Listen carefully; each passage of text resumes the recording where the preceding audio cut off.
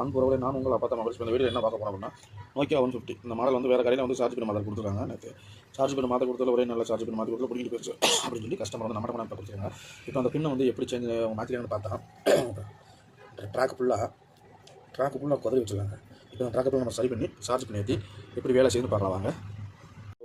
இப்போ பார்த்தீங்கன்னா இந்த Nokia 150 மாடலுக்கு நம்ம வந்து இப்போ சார்ஜ் பண்ணி ஏற்றியாச்சு.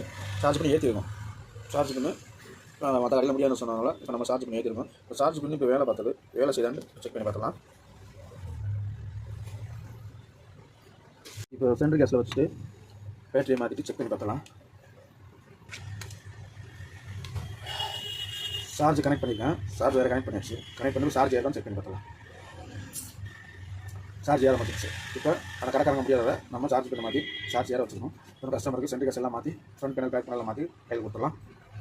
இப்போ பேக் பேனல் ஃப்ரண்ட் பேனல் எல்லாத்தையும் மாற்றியாச்சு. இப்போ கடைசியாக ஃபைனலாக ஒரு தடவை இன்ஸ்டால் பண்ணி பார்த்துலாம் சார்ஜ் ஆகுதா அப்படின்னு. சார்ஜ் ஆகுது. சார்ஜ் ஆகிட்டு இருக்கு. இப்போ இந்த மொபைலில் வந்துட்டு சார்ஜ் பண்ணி கம்ப்ளைண்ட் முற்றிலும் சரி செய்யப்பட்டது. நன்றி உறவுகளே. அடுத்த வீடியோவில் சந்திப்போம். நான் உங்கள் அப்பா மொபைல்ஸ், பாலமேடு.